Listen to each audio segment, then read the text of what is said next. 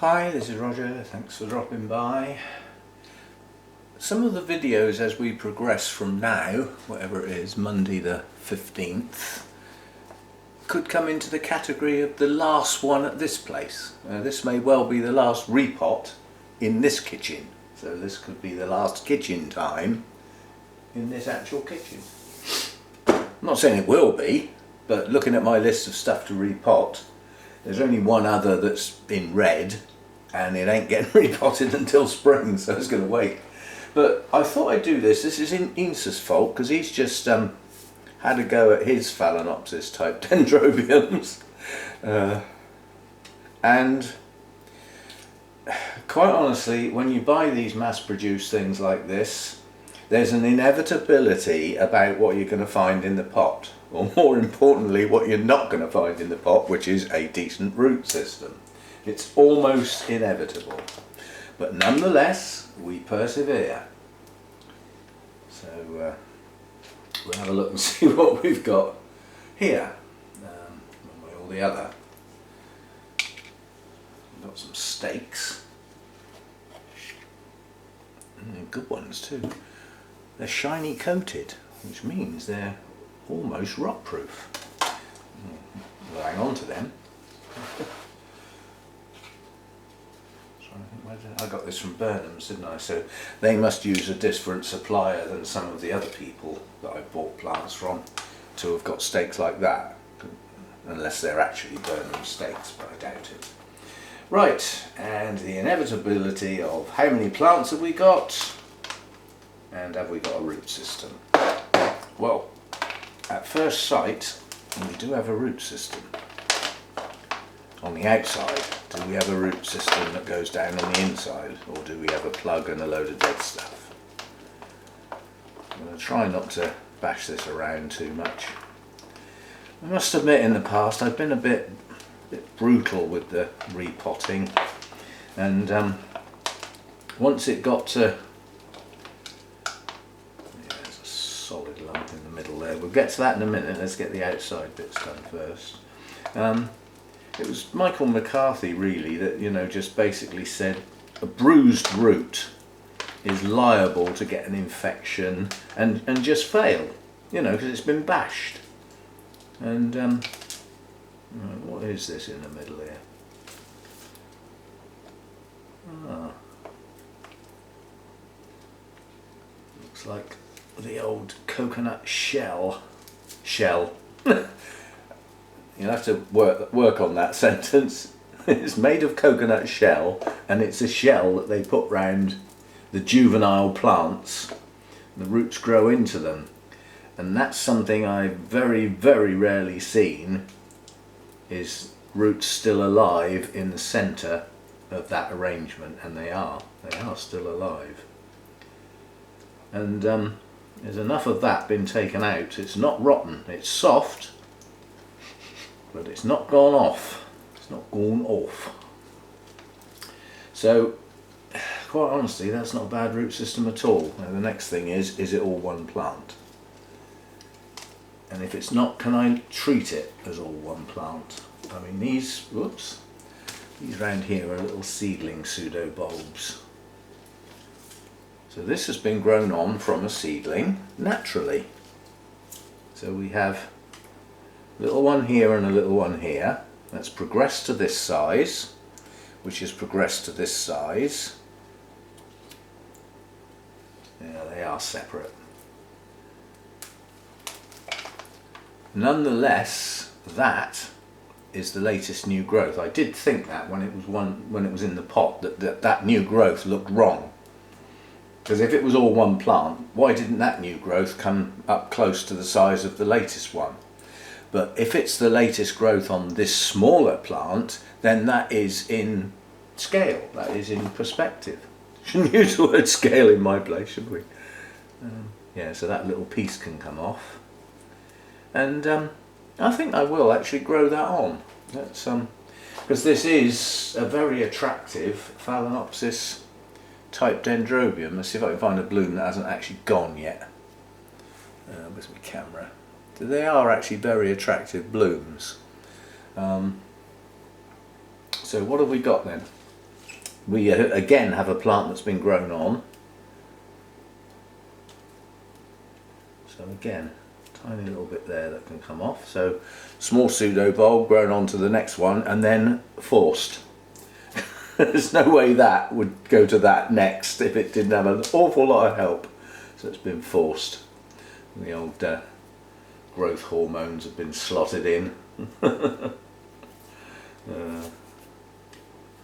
there's been a little bit of damage there, but it's dry, so it's sorted itself out. Doesn't need my help. Yeah, well, that's not a bad plant, and it's not a bad root system, not bad at all. It's a branching root system, and it may be possible to get this to thread round itself, if you know what I mean. Just when you put it in a pot, if you twist the plant, if I do it outside of the pot, you can see what happens. As you twist the plant, let's get it a bit higher up, you see how they close round and they'll fit in a smaller pot, whereas if you try and jam them in like that, you'll probably end up breaking them. So yeah, that is not a bad root system. Now that doesn't need anything done to it. That doesn't need any trimming, and it doesn't need any washing off even. It's okay as is. Just needs getting in a media that is going to be less likely to be overwatered in the winter. Now I'm going to take one of these spikes off because it'll overload the plant. Its root system's been disturbed, even though it's not actually growing. Can I get away with it?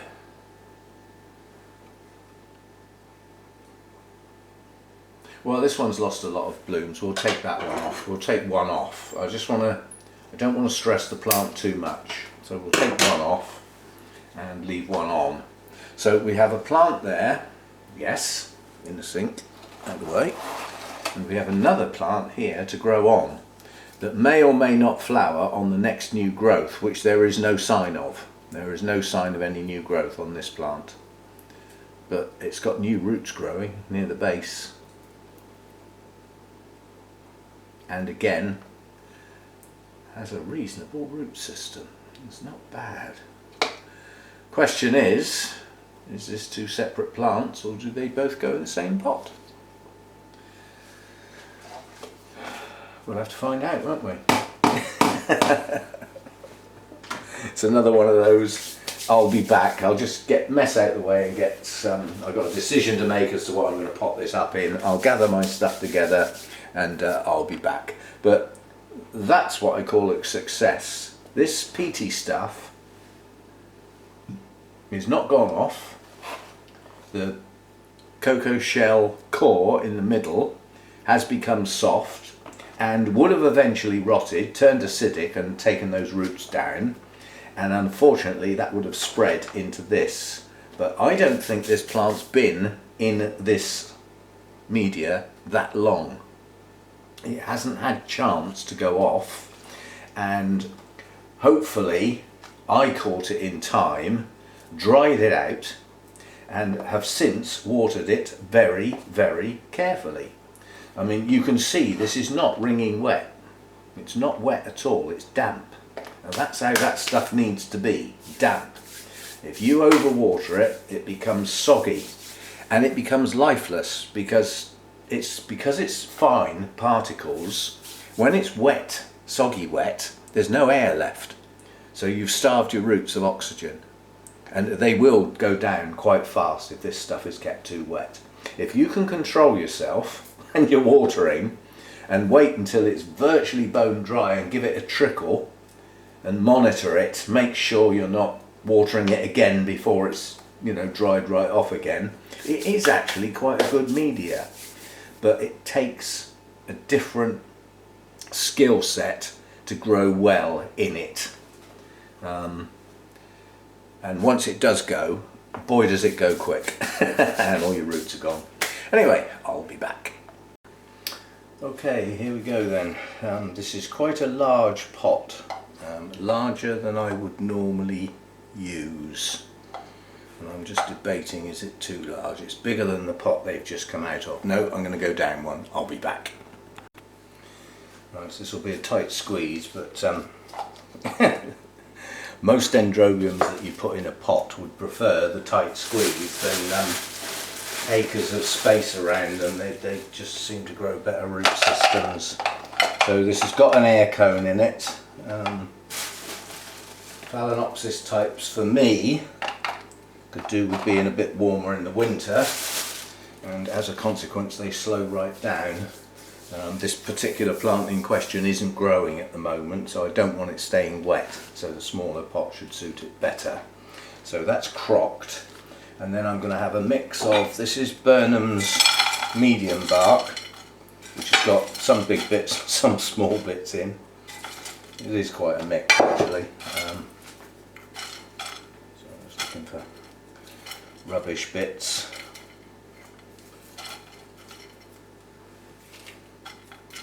Grass and bits of all sorts.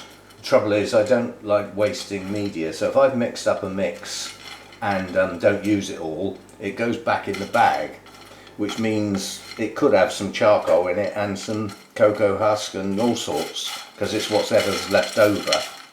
So that'll do. I probably won't need all that either. We're only doing one pot, aren't we? Have a bit less.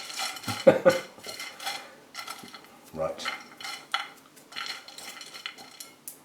that'll do.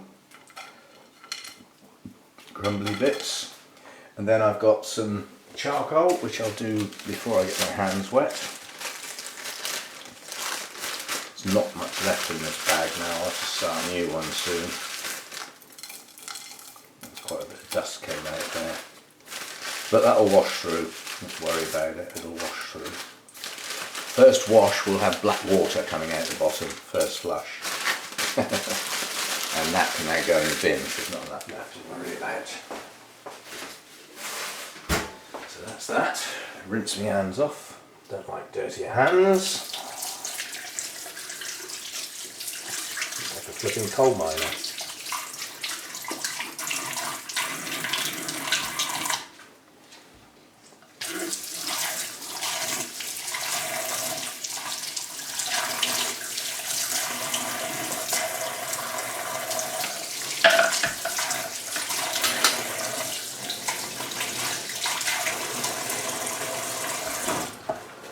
I just gave the base of the plants a quick rinse because there was quite a bit of that peaty material just stuck to the base, which would obviously stay wet right round the base of the plant, so could potentially set some rot off. Then we'll have some cocoa husk. Don't need too much of that really, as obviously the idea of that is to retain some moisture, which when these types of dendrobiums are growing and they've got the warmth and the longer days, they drink. And pure bark is all well and good, but your watering schedule will have to step up to it, you know, when you've got the longer days and the warmer weather and everything. So by balancing the two, I'll have far less watering to do in the winter time and a lot less to do in the summertime because it will hold some extra moisture, which hopefully will settle it down into the same routine as all the other plants. And then I'm going to add some of the dirty mitts again. I'm going to add some of the Welsh moss in. I'm just going to snip that into smaller pieces so that it will blend in around the pot better. Love this stuff, it's so coarse. You couldn't possibly, you know, when you think about the New Zealand moss, that, you know, the dried zombie moss as we call it, that can compact down and actually stay very wet and hold a huge amount of water. This stuff can't. You can't compact this. You'd have to sit on it. You'd have to force it to compact it. It's so coarse. Which is good, you know. It means it can hold some moisture, nowhere near as much as the New Zealand type moss, and thread its way in between the pieces in the pot and provide just that little bit of extra more moisture where it is next to the roots.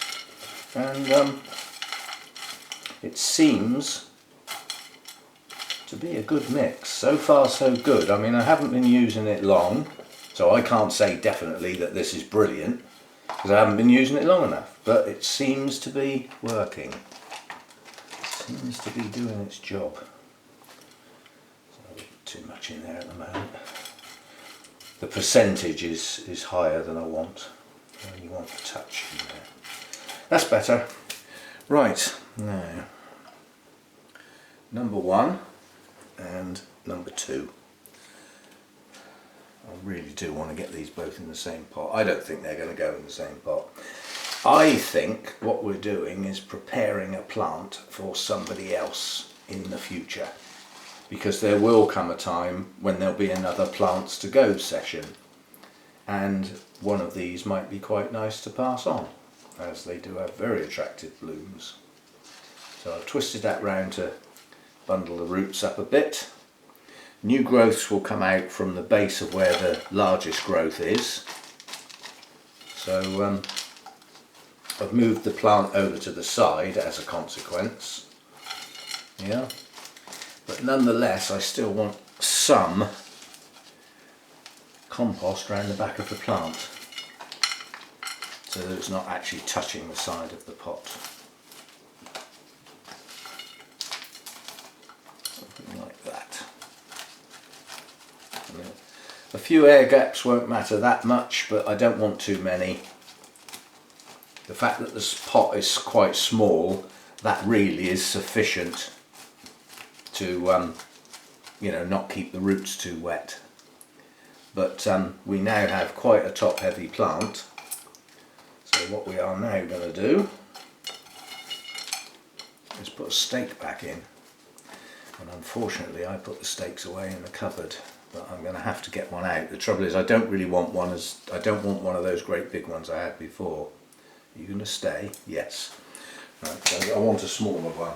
So let's see what we can find in here. That'll do. That'll do nicely. So we just pop that down there. I only need to support the large cane, don't need to support anything else. Got a feeling I'll just poke that straight out the bottom of the pot. And then hopefully this big one will just clip round the top of that cane. There, it's only got to hold it. There we go, that's you done. And the reason it's waggling around is really the blooms on the top. Actually, for the sake of the plant, blooms will come again rather than it wobbling around. So that's one done. And you can have the tag. I'll have to do another tag for the other one, because if I don't tag it I'll lose track of it, because it may not bloom for a couple of years. It's got to grow a full-size cane before it's even going to think about blooming. So that's one. Roots nicely tucked in, not compacted. There's still some good air gaps in there. And we've got some live moss in there to grow through the pot, which always seems to aid plants. Live moss. If you think about it, you're replicating to a degree their natural growing environment. They would be growing on mossy branches, wouldn't they? So the branch is represented by the bark and the cocoa husk. I don't know how the charcoal gets in the mix, but and then you know you've got the moss element within threading in through. So now we now need quite a small pot for this one. I don't want this one staying too wet. This is a young plant, and it could be a while before it pushes out a new growth. But we'll give it a go. So I'll be back.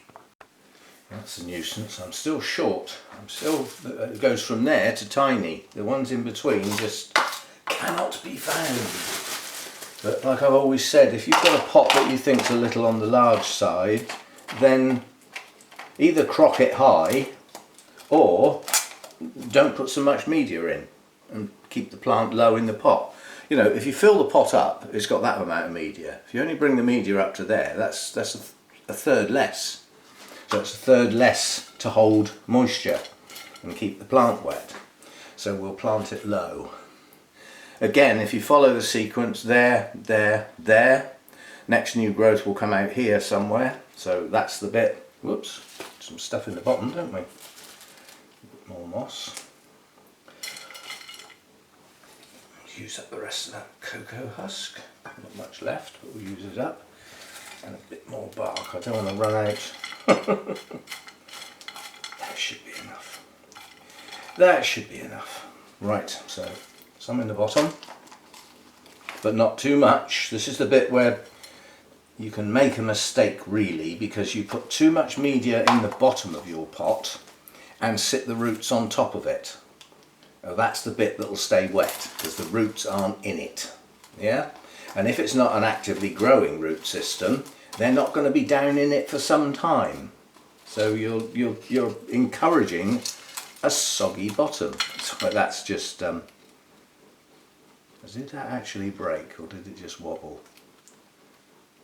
No, it's loose enough that it's most of the roots gone. It broke at the rhizome. The weight just pulled it over. So we've now got even less roots. So we will go even deeper in the pot and shallower because we've now got a small root system. So far less media. Keep the plant low in the pot, and the amount of media volume wise is much less. Much less to stay wet and get soggy because of the small root system. If you've got a huge massive chunky root system, then you need more media to accommodate it. But when you've only got a small root system, the more media you put in, the more chance you're going to encourage rotting, you know, because it will stay wet. It will stay wet. Right, so I think again we're going to need a little stake, a real little one this time.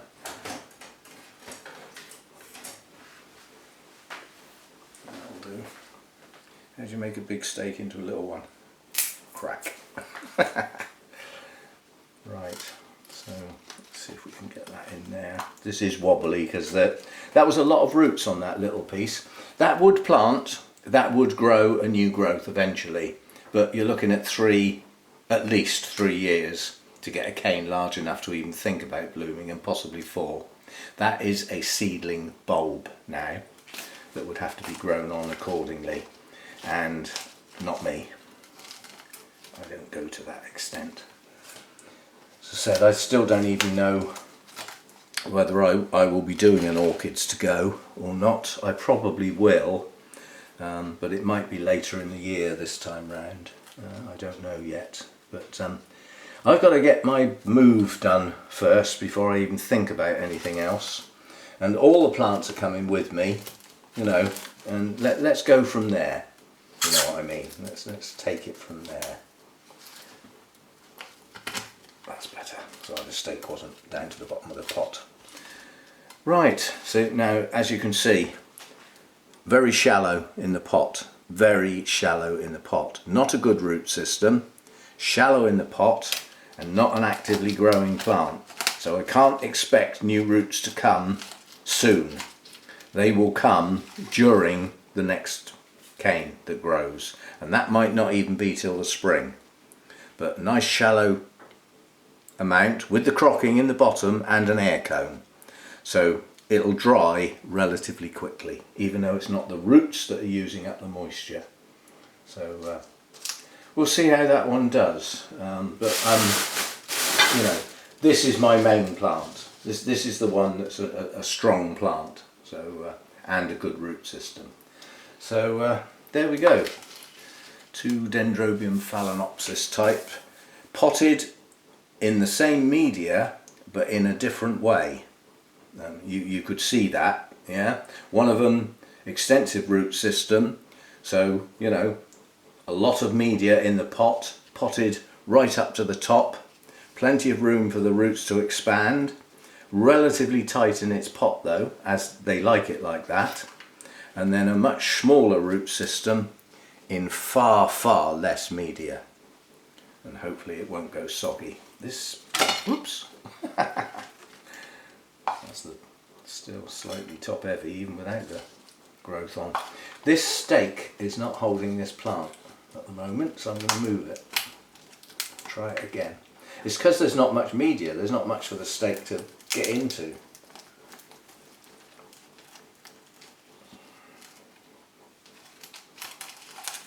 that better? Not much better, but it'll have to do. That's what happens when you have shallow media. Your stake doesn't work. Right, so that's those two done. I need a new tag for the small piece, and as I said, this may well be the very last kitchen time in this kitchen, because I haven't got anything else to do now, and I'm certainly not buying new orchids this time of year. I mean, it's not the sort of time of year I would go to Burnham's. There's nowhere else I can visit at the moment. And I'll let you know, it's a long way off, but at the end of March next year, the London RHS London show, that always used to be in central London and was a right pain to get to, is moving to RHS Wisley Gardens to show off their new building that they've done.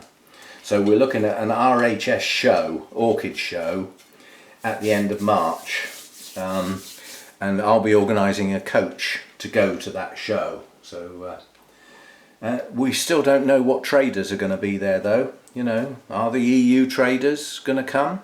This will be their first opportunity. This is the first national show in the UK where foreign traders would be invited to come along. Will they come? We'll have to wait and see. Anyway, see you next time. Thanks for dropping by.